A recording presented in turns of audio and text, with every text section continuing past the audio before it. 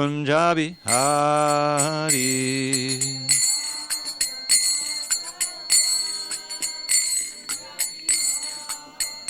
Jaya Radha Madhava Kunjabihari.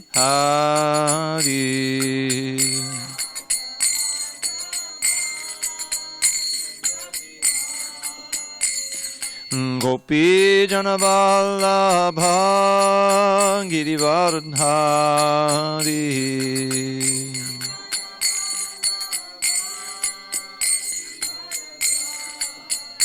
Jai Gopi Janavallabha Girivardhari.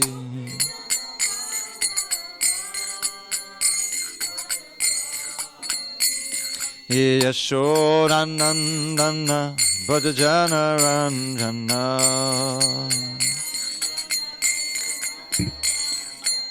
Yashodanandana Bhajana Ranjana.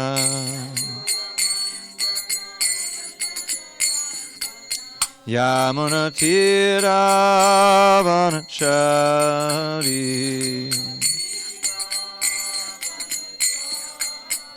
Yamuna Tira Vanachari.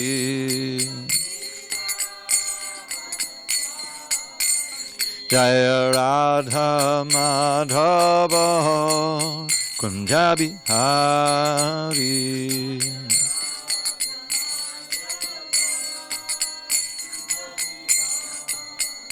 Jaya Radha Madhava Kunjabihari.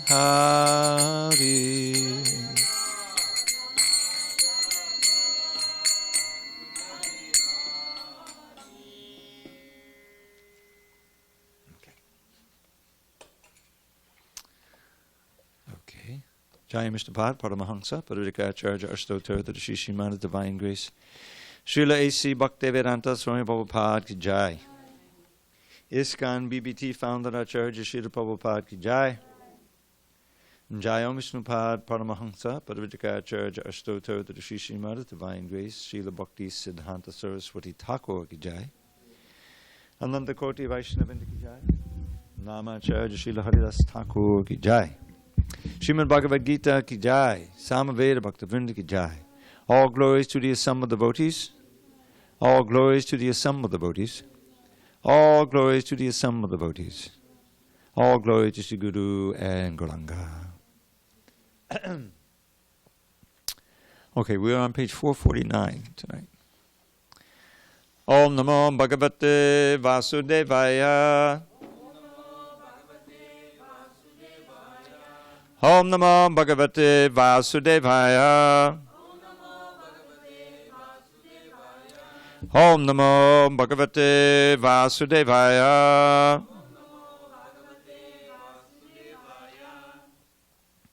On this third day of March 2020 in SanDiego, we're reading from Srimad Bhagavad Gita as it is, translation and commentary by His Divine Grace A.C. Bhaktivedanta Swami Prabhupada. And we're in chapter 10 entitled The Opulence of the Absolute. And we're on text 30 on page 449. Prahladas chasmi daityanam kala kalayatamaham mriganam chamagendroham vainateyasta pakshinam. Prahladas chasmi daityanam kala kalayatamaham Bhaganang Chamagendroham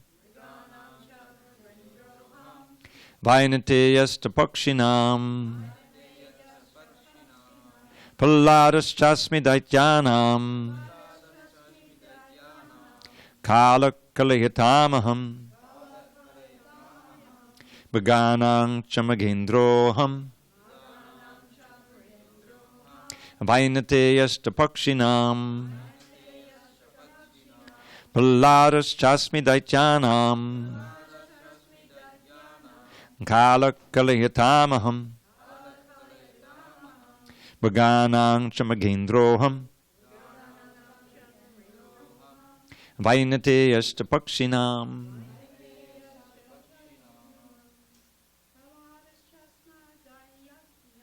Praladas chasmi daityanam. Kala kalayatamaham. Mriganang shamagendroham. Vainate yasta pakshinam. Praladas chasmi daityanam. Kala kalayatamaham. Mriganang shamagendroham. Vainate yasta pakshinam. Go ahead, Lord. Praladas chasmi daityanam. Kala kalayatamaham. Mriganam chamagendroham. Vainate yasta pakshinam. Anyone else? No. Okay, I'll read them myself. You just read along silently. Pralada, Pralad. Cha, also, Asmi, I am. Daityanam, of the demons. Kalaha, time. Kalayatam, of subduers. Aham, I am. Mriganam, of animals. Cha, and Mriga Indraha, the lion. Aham, I am. Vainateyaha, Garuda. Cha, also. Pakshinam, of birds. Translation: Among the Daitya demons, I am the devoted Pralad. Among subduers, I am time.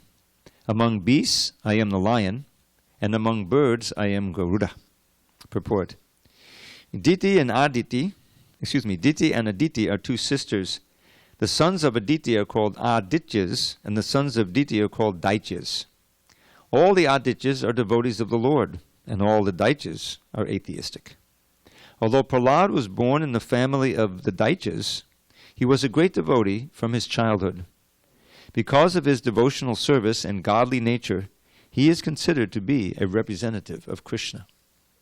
There are many subduing principles, but time wears down all things in the material universe, and so represents Krishna. Of the many animals, the lion is the most powerful and ferocious, and of the million varieties of birds, Garuda, the bearer of Lord Vishnu, is the greatest. Om Jnana Timarandasya Jnanandjana Shalakya Chakshu Unmilatam Mena Tasmai Shri Gurave Namaha. I was born in the darkness of ignorance, but my spiritual master Srila Prabhupada opened my eyes with the torchlight of knowledge. I offer my humble obeisance unto him and all members of Sri Parampara, the disciplic succession. So we're in the middle of a list. Krishna is describing various things in this world. And he's generally giving a category and then describing himself as embodying the leading member of that category. So, among the Daitya demons, what would be most powerful? They would be very powerful, but no, Krishna is not saying he's the most powerful demon. That would be Hiranyakashipu or somebody like that. He is the devoted Pralad. Pralad was actually more powerful than Hiranyakashipu. Even though Pralad, you know the story, he was just a 5-year-old boy, and his father was so powerful that he subdued all the demigods, except for Brahma and Vishnu and Shiva. Even Narada describes he was bowing down, to Hiranyakashipu.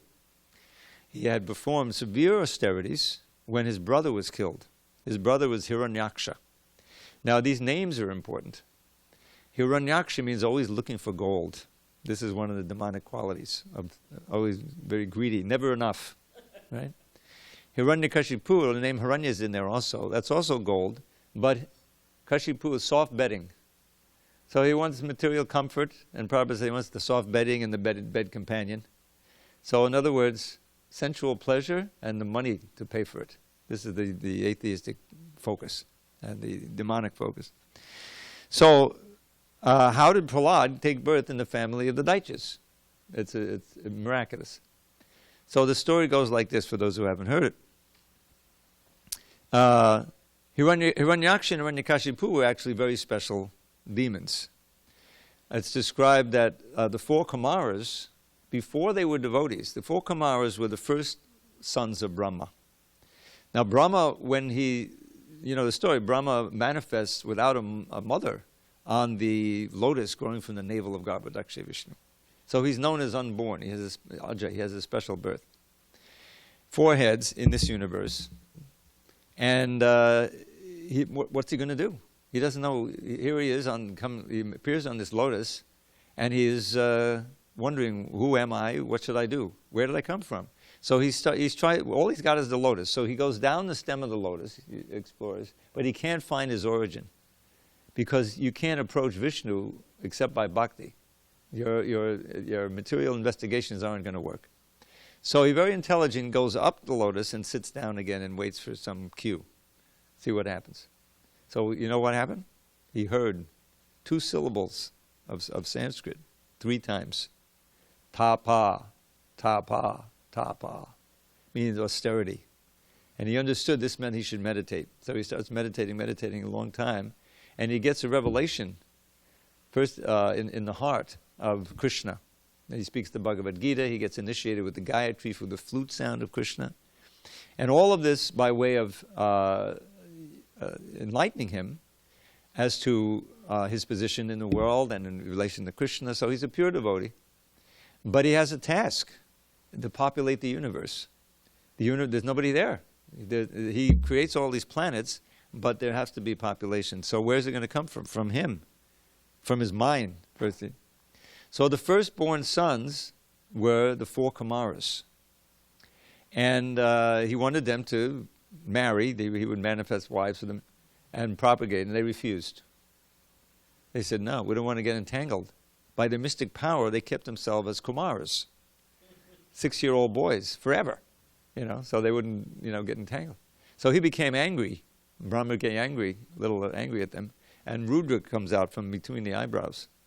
He's angry, Anyway, that's another part of the story. So these Kumaras, they were known as Brahmavadis. They weren't actually devotees of Krishna yet. They weren't Mayavadis, but they preferred meditating on the Brahman. And they were very powerful. They could go everywhere, even in the spiritual world. So one day they went up to Vaikuntha. And there's 7 gates. And they got to the last gate, and they wouldn't. The Jai and Vijay, the gatekeepers, wouldn't let them in because they're not really devotees. And so they became angry at Jai and Vijay, and they cursed them, and to lose their position in Vaikuntha. So while this altercation is going on, there's a bit of a ruckus at the gate, and so Vishnu comes on his lotus feet to see what's going on. And the breeze in Vaikuntha blows this fragrance of his lotus feet into the nostrils of the 4 Kumaras, and they become devotees just by that contact with Vishnu. So now they're terribly sorry because they've cursed devotees. The Jai and Vijay were, after all, performing their duty. So Vishnu assures the Kumaras, don't worry, this was all my plan. This is my long-range plan. And one of the explanations is that Vishnu, he likes to fight sometimes. Otherwise, where do we get the idea that we like to fight? Some people like to fight, So, but there's nobody in Vaikuntha to fight. They're all devotees, So Krishna arranges for his devotees to come down and play as demons. They didn't know they were playing as demons, but the Hiranyaksha and Hiranyakashipu became the first demons in the universe. And Vishnu, in different incarnations, he kills them 3 times. The first time is Hiranyaksha and Hiranyakashipu. Hiranyaksha was the first killed. You know who killed him? The boar demon, Varaha. Krishna appears in different forms. Anyway, it's a whole story I want to tell. But Hiranyakashipu became very angry at Vishnu because he killed his brother. So he goes off to perform severe austerities. He's already, very dominant in the universe, but he wants to become even more powerful, and mostly he wants to become immortal. That's the thing. So he performs these unheard of austerities. He's standing for thousands of years on tiptoes, and all of the, there's effulgence coming from his head, and the ants eat away his body, but he keeps himself alive in his bones circulating. Anyway, it goes on like that. And finally, the demigods feel that effulgence and that heat, and they ask Brahma to do something. He goes down to where Hiranyakashipu is performing these austerities, and he sprinkles some water from his kamandalu. That's the water pot that he always carries. And Hiranyakashipu comes forth with this very powerful young body, his austerities produces. but he wants some benedictions from Brahma. So he offers prayers to him. And when you study those prayers, you see he's addressing him as God. Because if you want some benediction, you want benediction from the most powerful. So he's assuming he's God, or he's hoping he's God, and he addresses him as God, even though Brahma knows he's not. So he asks for immortality. And Brahma says, I can't give you immortality because I'm not immortal. I may live 311 trillion, 40 billion years, but I'm still mortal.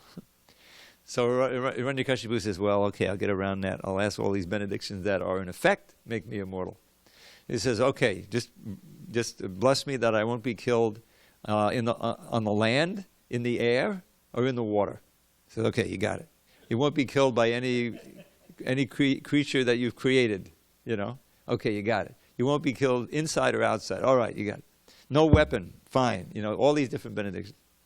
So after all that, Hiranyakashipu says, all right, I'm all set. I'm actually immortal, you know, because I can't be killed day or night, of course. No weapon. So he goes on, and he's even more powerful in the universe. He's dominating everyone. He's got all the demigods bowing down, like I said, except for Vishnu and Shiva. And then, so then it's, you know, in the palace there, he's got all this opulence, and he has a school to raise the next generation of demons. And Prahlad is his eldest, I think. And so, no, I'm sorry, I forgot one very important point. While he's performing these austerities, the demigods take advantage because he's out of station. You know, he's off in the mountains somewhere. So the demigods, he had captured all their kingdoms, all their planets, and the demigods were scattered here and there. So they took advantage of that hiatus, and they recaptured their kingdoms. And they saw that his main wife was pregnant. So they arrested her, and they thought when the demon spawn comes out, they'll kill him. But Narada Muni said, no, you can't kill him. You know, he's a great devotee. So let her come to my ashram, and I'll take care of him. You know, don't worry about it. So the demigods deferred to Narada. He's so great, you know. Hare Krishna. Nice to see you again. And so while Prahlad is in the womb, he's receiving instructions from Narada, and he's taking it all in, you know. So he became a pure devotee in the womb. So when Hiranyakashipu finished his austerities, the wife went back. Now, the interesting thing is she was hearing also, but it didn't stick for her. Because she was so anxious about her husband, you know, she didn't really benefit so much from the instructions. Therefore, we should be very attentive. That ardent hearing, you know, is so important. So anyway, she goes back, and, you know, Prahlad takes birth. His father has no idea he's a devotee, so he sends him to school. And then every time Prahlad comes back, you know, he wants to know, oh, Prahlad, you know, he takes him on his lap the first time, and he smells his head. This is a sign of great affection, you know. What did you learn today? What's the best thing you learned, you know? So Prahlad says, oh, my dear father, what is that? Tat saru manye sudavarya dehinam sadasam buddhinna diyama sadgahat hit vatmapatam griyamandakupam vanam gato yad haramashayeta. His father was shocked. This is not Machiavellian politics. He's supposed to be learning, you know. This is devotee stuff. So he wasn't angry at Prahlad. He's just a boy. He looked at the teachers, you know. You can imagine how afraid they were. He's this powerful demon, the most powerful in the universe. What have you been teaching him? We didn't teach him anything. It's not our fault. So what does that verse mean? Prabhupada loved this verse. It says, sadhu has a different... Sadhu means, of course, a saint. But it also means very good, the best thing. You know, it has that... So he says, the best thing I learned, my dear, he doesn't call him father, he says, Asura Varya, or best of the demons. Prahlad is the original example and the ideal example of that phrase. You ever hear this? Speaking truth to power. You know, not being afraid of you know. So he was completely unafraid because he was the emblem of absorption in thought of Krishna. Of the 9 processes of devotional service, one is remembering Krishna, and so Prahlad is the exemplar for that. He's completely absorbed in thinking of Krishna, and there he's beyond fear. So he just says, my dear, best of the demons, the best thing I've learned today is this. Best for whom, Prabhupada says? For the embodied soul, dehinam.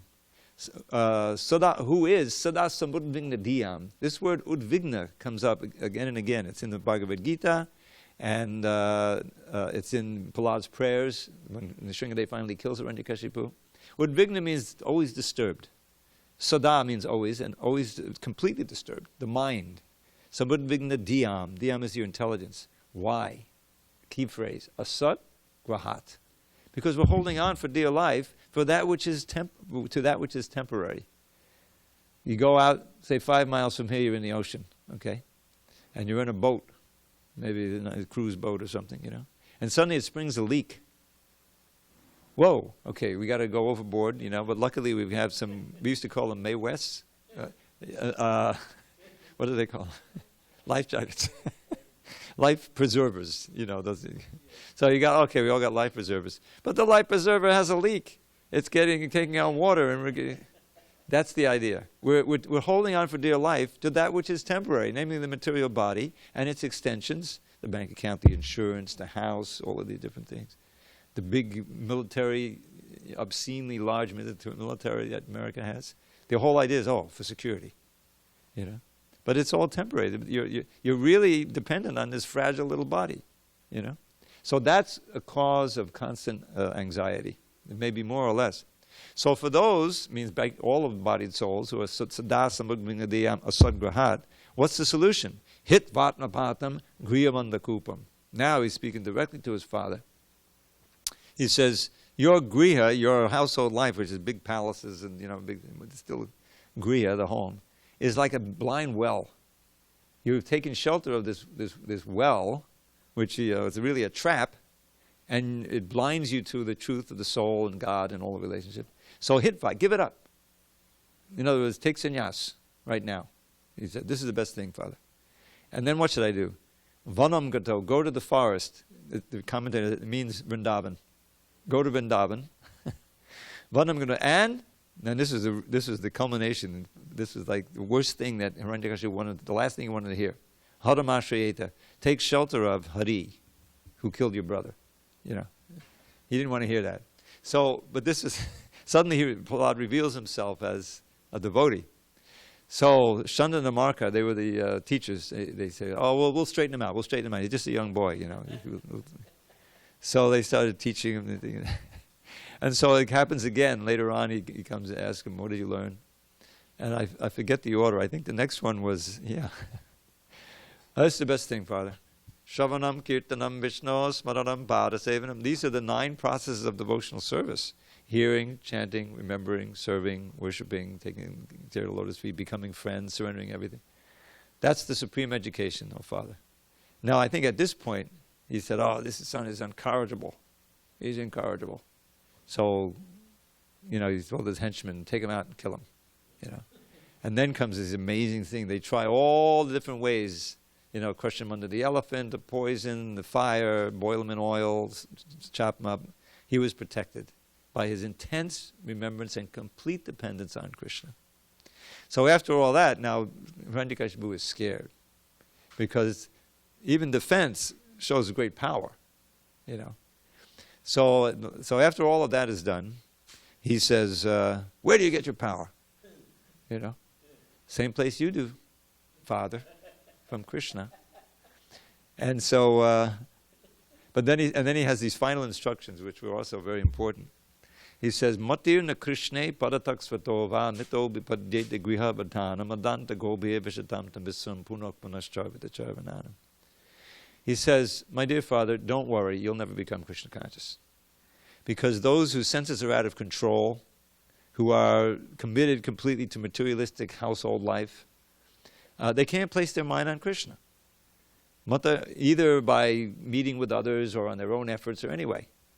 Because they're so busy trying to satisfy the senses. And then this phrase, you can remember this one. Punak punak charvita charvananam. You know what it means? You know what charvana means? To chew. So again and again, chewing the chewed. Now in today's world, I would say it's more pertinent, again and again, viewing the viewed. Because so much of our absorption, except for Krishna, is in whatever, you know, the screen life. Anyway, that's my own little interpretation. But he's saying, and then he says, he continues, and this, Prabhupada would quote this one even more. Natevadu svartakatim vishnum dorashya ye bahirartamanina. That these people who we just described, who are complete out of their senses of mind are out of control, and they're just trying to enjoy the senses, and again chewing that which they've already chewed, and they don't understand that the real goal of their life is Vishnu. Svarta. This one word is so important, so much rests on it. So it's made of two words actually, swa, arta. Arta means a value of something of great value. It often means money, in a material context. But when it's coupled with this prefix, sva, it means the most valuable thing for you as a soul. This is what we have to know. Because otherwise we accept things that are valuable or interesting or important for the body, and also the subtle body, the mind, but not for the soul. The soul is trapped in this. So they who were, like just described in the previous verse, uncontrolled senses and so forth, they don't know that the real goal of their life is Vishnu. And therefore they accept external goals. Durashaya.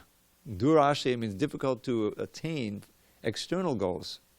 Bahir artamanina. Their minds are always fixed on the external interests. And they're schooled by others in the same mentality, beginning with their parents and then the materialistic teachers, unless you meet an actual realized soul that can give you better information.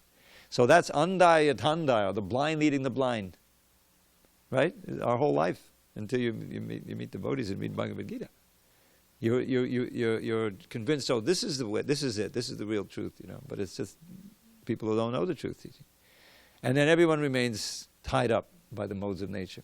And so what's the way out? You have to come in contact with a great soul who's liberated. And that's the last verse.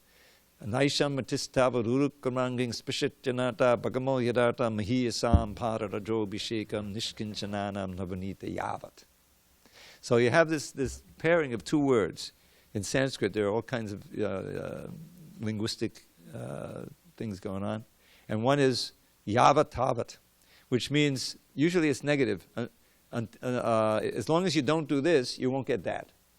Yavat is don't do this, then tavat, you won't get that. So naisham is tavat. The tavat is at the front. Naisham matis tavat urukamanging spishati. Spishati means to touch. Your mind will not be able to touch, certainly not be able to be absorbed in the lotus feet of Vishnu, of Krishna, until you do this thing that he's going to describe. Urukamanging, but spishityanarta pagamo yadarto. I love this phrase. Anarta or pagamo, that touching of placing the mind on Krishna's lotus feet eliminates all anartas. Artas are the valuable things. Anartas are the things that are less than valuable. In other words, they're damaging, they're negatives. Lust, anger, greed, illusion, all those things you have to get rid of. So you can get the great treasure of getting rid of all your anartas. You see? The arta of anarta, of anarta elimination. So you can't get that until, and here's the point of the whole exercise. Mahiyasam bhararajo bhishekam nishkinjanadam navanita yavat. Yavat is at the end. As long as you don't do this, you won't get that. So as long as you don't bathe yourself in the dust of the lotus feet of a pure devotee, in other words, surrender and listen carefully and serve, you won't be able to get rid of your anartas. You won't be able to think of Krishna because you'll be so absorbed in all the material elements. So this was the last straw. His father couldn't take this one, so he decided to kill his son himself. He pulls his sword out. Where is this Lord of yours that you say is giving you so much strength? I don't believe it. Father? So he says, is he in this pillar? He's got all these pillars in his palace here. Yes, Father, he's also in the pillar. You mean this pillar here? And he gives it a big stock, I think, with his fist, and out comes the Shringadev. Whoa, who's this? He doesn't recognize him as God. This is a unique form, never seen before. Half man, half lion. And there's a whole scene there where, he fights with him, plays with him, obviously. Until finally, we don't have the picture. It's too graphic. Some temples have the picture. I think in L.A., I think they have it, of tearing apart on his lap. He played with him. Then he took him on his lap and ripped out his heart and threw it down. And garlanded himself with his intestines. It was pretty gruesome. But that's what he deserved. There's a name of a devotee. No one knew what it meant. when I joined. His name was Antarmali. We didn't know what it meant. He just says Antarmali Das, you know. And then I learned much later, Antarmali means he who is garlanded with the antar, the innards of Hiranyakashipu. Another name from the Shringadev, Antarmali. So then, this reference to Prahlad is giving me so much inspiration here. So then there's a whole scene there, you know, Prahlad has just been saved, but there's all the demons come, and then Nrsingadev kills them all, and there's this whole scene, and he's furious. Now, he fulfilled all of the benedictions of Brahma. You know, he wasn't killed in the air, on the land, or the water, he was killed on his lap. He wasn't killed inside or outside, he was killed on the threshold, he sat down on the threshold. He wasn't killed in day and night, he was killed at twilight. He wasn't killed by weapons. Fingernails aren't really weapons, are they? You know, he's killed by the fingernail. Anyway, one after another. And then when Brahma comes, because all the demigods came, then Nrsingadev wanted, don't give the demons any benedictions anymore, okay? I mean, it was a big hassle, you know, doing... Anyway, so then there's these prayers of Prahlad, and they're just, you know, overwhelmingly significant. They're full of all kinds of instruction. And two of them especially stand out, and I'll just share those with you. After all these prayers, and he's glorifying the Lord, and then he gives two prayers that really characterize, rather, the mood of this whole movement. You know, Lord Chaitanya's preaching and this giving Krishna consciousness out. So Prahlad, he's praying to the Nrsingadev. He says, Naiva Udvijay. Here's this word Udvijay again, remember? He said, Sada Sadasam Udvigna. This is a little bit different form of it. It's the verbal form. I'm not disturbed at all. Naiva Udvijay. Padadoratya Vaitaranyas Twadvi Yagayana Mahamata Magnachitta.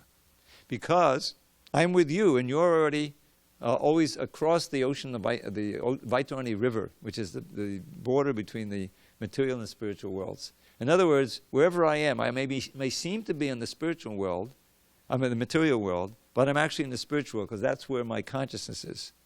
And therefore, at any time or any place, I can merge my consciousness in an ocean of nectar just by chanting your glories. Twadvirya Gayana, singing your powerful glories, Mahamrita Magna Chitta. I can immerse my consciousness. So where is there any possibility of me not being in ecstasy? But so after all of this, then he says, but I am lamenting. What? You just said you're not disturbed.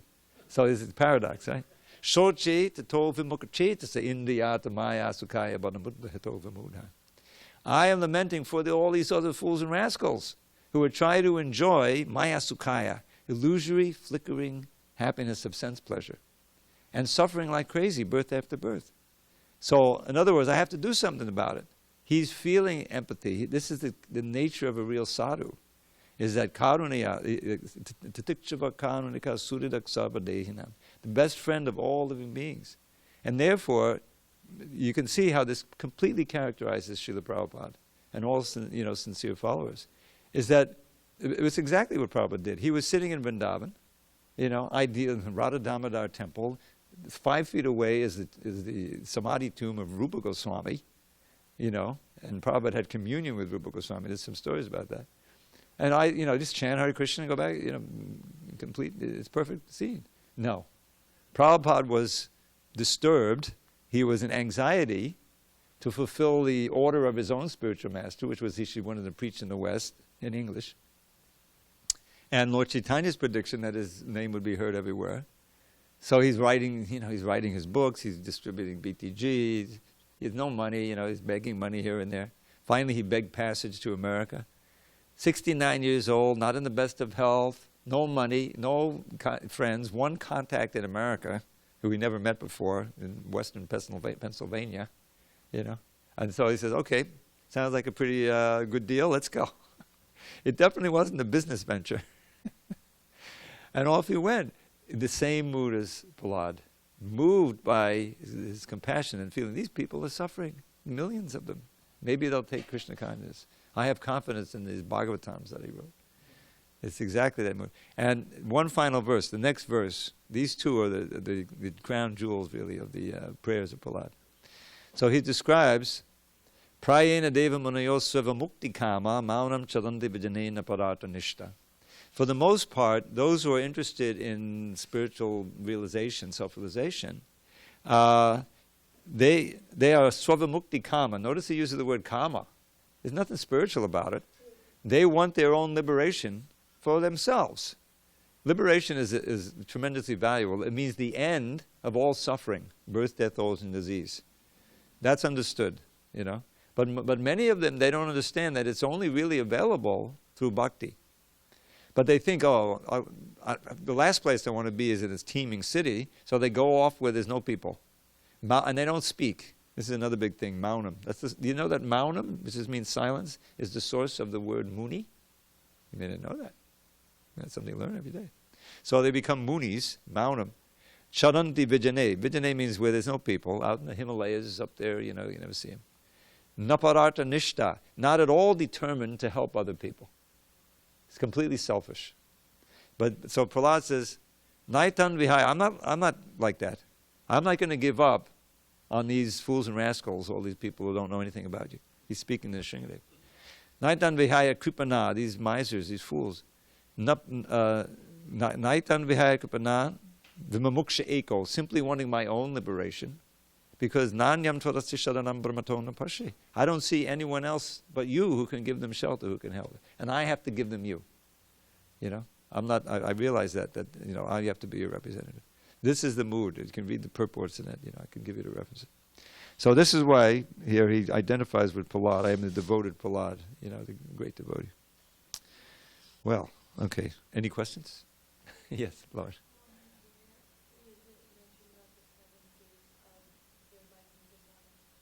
Okay. Oh, boy. It's in the third canto, and I'll have to get the exact place. Yeah, I'll give you the reference after the class, okay? Yeah. Okay. All right, text 31. Pavana pavatamasmi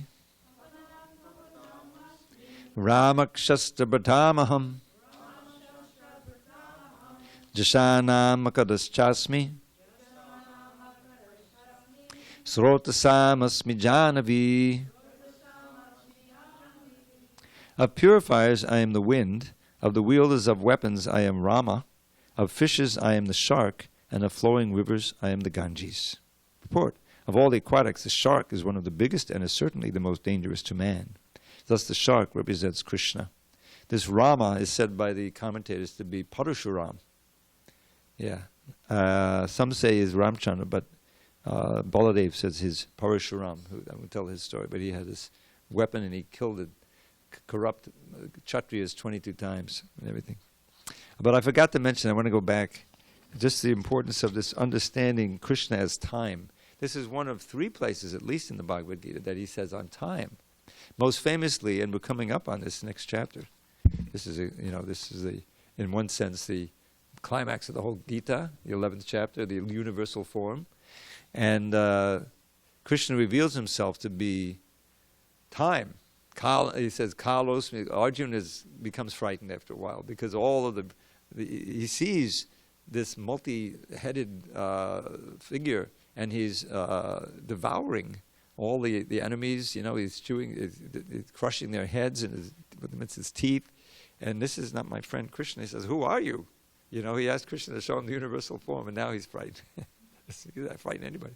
So you can imagine, you know, this big form, he says, Kalos miloka chayakrit pravidho. You know, I am time, and I have come to destroy everything. Now, there's an interesting sidelight to this. I don't know if I've been giving classes so long, I meant to mention it, but most of you weren't here. So, back in the 40s, there was a war going on, and America had this program that they kept secret, even though there were thousands of people working on it. It was called the Manhattan Project, building the first bomb, atom bomb. So I forget the year that it was first blown, probably 44, maybe 45. And so the head of the whole project was this very, brilliant scientist named Robert Oppenheimer. I think his name was Robert. It's been so long. And believe it or not, he was a fan of the Bhagavad Gita. He would read the Bhagavad Gita. And so, in fact, there was one picture of his bedroom. I don't think he was in it. And there was a little statue of Krishna playing the flute. I swear to God. So anyway, when they blew up the first bomb, they weren't 100% sure it wasn't going to destroy the whole Earth. That was a possibility, but, well, let's blow it up anyway. So, so they're all, I think it was Alamogordo, is that naming a bell? New Mexico? Or I think, yeah. And so they were all hiding behind, these barriers and everything, and they're watching. They probably had they knew it was going to be a blast, so they had the sunglasses on, whatever. So after the bomb blew up, and it didn't destroy the universe, and he wrote something down, or he made a comment, and he was quoting the Bhagavad Gita. And he's quoting the very line I don't know if it was, time I am, I've come to destroy everything. I'm destroyer of the worlds, and I've come to destroy everyone. And you realize that that's actually true. That whatever there is, our own bodies, this building, this earth, eventually time will wear it down, and it will dissolve into its component forms. Right? In other words, all the earth becomes earth. Eventually the whole universe is destroyed. Now, we as spirit souls are never destroyed. That's the first lesson of Bhagavad Gita. Very encouraging. Death doesn't exist. I made up a little ditty. You're welcome to make a t-shirt out of it. Did you see the t-shirt? They made a t-shirt out of one of my sayings. Don't sin. You can't win. Love God, not the bod. Chant Harekrishna. I would be in actual ecstasy if I saw you wearing that t-shirt. Marcy. It's perfect for the beach, right? The bod, everyone's got the bod. But this is another one. It says, it's a little longer. Every body dies. Now, I work with language, with the word so much. The word everybody is not pronounced everybody. It's pronounced everybody, believe it or not. You can look it up. So when I say everybody dies, I'm talking about every space body. Every body dies, nobody dies. Wake up and open your eyes. You're not that body, you're a pure spirit soul. Chant the holy name and attain life's goal.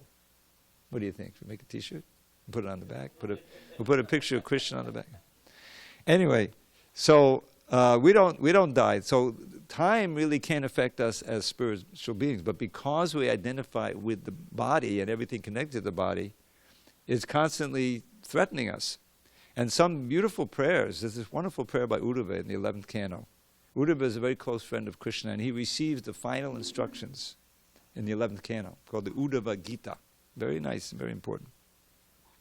So in the middle of this, just like Arjuna asks questions, he'll ask, and Parikshit asks questions, this is one of the things they do, keep asking when they... So oftentimes the speaker will say, oh, thank you so very much for the question that you're bringing out, So Uddhava is asking this question. He's asking Krishna basically to keep speaking the Uddhava Gita. So he says, he's describing all of our situation here in terms of this time. Dashtam janam sam patitam bilesmin kalahina chudna sukodatarsham samudharanam kripaya pavaga vachobada sincha mahanubhava. There's so much instruction in this one verse. So he says, my dear Lord, I have been bitten by the snake of time. And I've fallen into this snake hole called the material world, bile. I'm fallen into this deep, dark well of the material world where the snake of time lives, and I've been bitten, And so it means I'm threatened with destruction, my body. But in spite of that, and this is where we can really identify with this, Chudra sukha urutarsham. Chudra sukha urutarsham. Urutarsham means but still, even though I know this, I have a strong thirst, a desire for insignificant sense gratification, which is definitely bound by time, right? It's very temporary, we know that. So what's the solution? So he prays to Krishna, Samudharainam, please completely deliver me from this well, Samudhara kripayapa varga, out of your mercy, and shower me with your nectarian words, which bring liberation. Apavarga it means liberation, I can explain. Vachobir, asincha, just sprinkle your beautiful words on me. Asin mahanubhava, oh great Lord. In other words, keep instructing me, and this instruction itself, if I receive it properly, will lift me right out of this situation. It's Bhagavatam is filled with prayers like that. So that's our situation with time, that all of us are bound by time, but the material energy makes us forget that. What's the most amazing thing? Who knows the verse? You can give me it in English if you know it. This was a question that was asked of Yudhishthira by his father. Yamaraj, although he didn't know his father who was asking him a question. Out in the forest, you know the story from the Mahabharata? Is that the Pandavas were all exiled. They had to be incognito for so many years. So they took shelter of the forest and wandering. It's very difficult. Kunti's with them. I think Draupadi was with them also. So they got very thirsty. There was no, so Yudhishthira, he's the king, he's in charge, he's the eldest. He sends out his brothers to go find some water. So Arjun, or maybe Bhima, I think Arjun was first. So he goes, sends out, and Arjun finds this wonderful lake, clear water. He's about to take a nice sip of it because he's very thirsty. And he's in disembodied voice, you can't take that water. That's my lake. You have to answer my questions first. So Arjun says, "Oh, forget that." Harekrishna. He falls down, unconscious. Same thing happens with Bhima and the twins. So now Yudhishthira is getting worried. He sent out all his brothers, none of them came back. So he goes out himself and he sees them all lying there unconscious. They're not dead. So he's about to take a drink of water, and here's the boy. This is my lake. You can't drink it. So he's Dharma personified. So he won't do anything against. It's your okay. I'll answer the question. So there's a whole series of questions, which are really nice. And I forget that the most famous is this one. What is the most amazing thing in the world? Does anyone know the answer? You heard it though, right? So he answers in Sanskrit, Ahanya bhutani gacchandi amalayam sheshakstavanamichanti kimaschayam atakparam. What could be more amazing than this? Day by day, millions and millions of human beings, and of course others, but the human beings are the ones that he talks about, are dragged off to the abode of Yamaraj. They die, But those who are left here, they work and think as if they won't die, And you really think like that. Oh, yes, it's so bad. My grandmother died. My father died. This person died. My friend died. And then you grieve a little bit, but then you go on with your life, as if you'll live forever. In other words, you're not taking it seriously because you don't think there's any solution to it. People die, And most people think, I think they think, once you die, you're gone forever. That's it. There's a lot of atheists. Or, I'm sure to go to heaven. I know I'm going to heaven, so there's no problem. Illusion. But, so that, what is it that he's talking about? Time. Time is pushing us forward toward this demise, and that's the most important question. What are we going to do about Janma, Mrityu, Jara, Vyadi, birth, old age, disease, and death? How do we solve this problem? Well, the scientists can't help us, the doctors can't help us, so we just ignore it. And that's what sense gratification is all about. It's kind of a drug to help you forget your own mortality. And if you really had to face it, you said, well, this is a major crisis. How do I solve that problem? That is the answer in the Bhagavad Gita, in this knowledge. Otherwise, there is no solution. The solution is forget about it. Live your life in the moment. Hedonism. I'm sorry. I'm just getting. The previous verse was so inspiring. You had Prahlad and then you had time, very important subjects. All right, we have time for one more. Text 28. Ayudhanamaham bhadram Denunam asmi kamaduk Pradanas chasmi kandarpa. Uh-oh, I lost my place here. I'm sorry. Are we on 32? 28? No, we're not. No, 30 is Prahlad. So 32, I'm right. All right, let's do 32 real quick. Sarganam adarantascha madhyam chaivaham arjuna adhyatma vidya vidyanam vadak pravadatamaham. Of all creations, I am the beginning and the end and also the middle. O Arjun, of all sciences, I am the spiritual science of the self, and among logicians, I am the conclusive truth. Purport. Among the created manifestations, the first is the creation of the total material elements. As explained before, the cosmic manifestation is created and conducted by Mahavishnu, Garbhodakashayi Vishnu, and Kshirodakashayi Vishnu. And then again, it is annihilated by Lord Shiva. Brahma is a secondary creator. Of all these agents of creation, maintenance, and annihilation, all these agents of creation, maintenance, and annihilation are incarnations of the material qualities of the Supreme Lord. Therefore, he is the beginning, the middle, and the end of all creation. For advanced education, there are various kinds of books of knowledge, such as the 4 Vedas, their 6 supplements, the Vedanta Sutra, books of logic, books of religiosity, and the Puranas. So altogether, there are 14 divisions of books of education. Of these, the book which presents Adhyatma Vidya, spiritual knowledge, in particular the Vedanta Sutra, represents Krishna. Among logicians, there are different kinds of argument. Supporting one's argument with evidence that also supports the opposing side is called jalpa. Merely trying to defeat one's opponent is called vitanda. But the actual conclusion is called vada. This conclusive truth is a representation of Krishna. Okay, any questions? Okay, so I'll have a few more verses and then we'll adjourn for kirtan. So, again with the well, there's a really nice verse that Rupa Goswami writes. He says, Manasija Pandidrushte. Listen to the poetry, each line rhymes within the line. Manasija Pandidrushte, labdapatos mi dushte, timidagahandarupe, hanta sangsara kupe.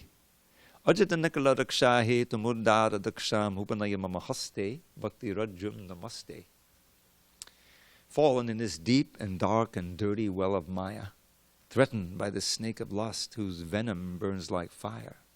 Helplessly I pray, O Lord, whose strength is ne'er in doubt, place the rope of bhakti in my hand and pull me out. So I always like to point out that this rope of bhakti, what does it consist of? All of the instructions, the procedures, the holy name, all of this there. So what's our role? We got to hold on to that rope. Krishna can't pull us out if we don't hold on to the rope. It means that we have to take up the process seriously and follow it carefully. And then he'll pull us out without fail. So it's a very nice verse. Okay, so we'll adjourn there and get ready for Arti. All glories to Srila Prabhupada. And we'll begin with 33 tomorrow.